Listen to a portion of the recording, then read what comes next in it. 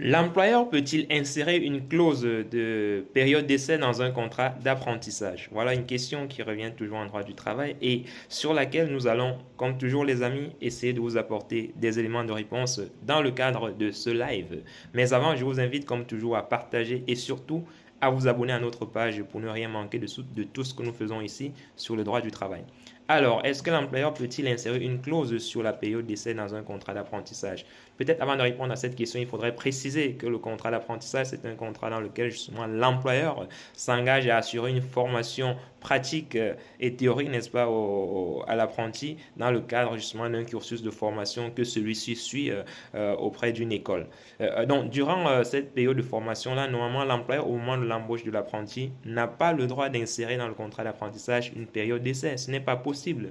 Ni le code du travail, ni la jurisprudence ne précisent que voilà, dans le cadre d'un contrat d'apprentissage, l'employeur peut insérer une clause relative à la période d'essai. Ce n'est pas possible légalement. Toutefois, il existe une période de 45 jours qui peut être considérée comme une période d'essai, mais ça ne l'est pas véritablement. C'est une période d'observation, une période, n'est-ce pas, qui permet à l'apprenti et même à l'employeur justement de vérifier si le cadre de l'apprentissage leur permet de continuer avec l'un ou l'autre dans le cadre de ce contrat-là. Donc, ce n'est pas vraiment une période d'essai, c'est une période d'observation, on peut l'appeler comme ça. C'est pas une période d'essai.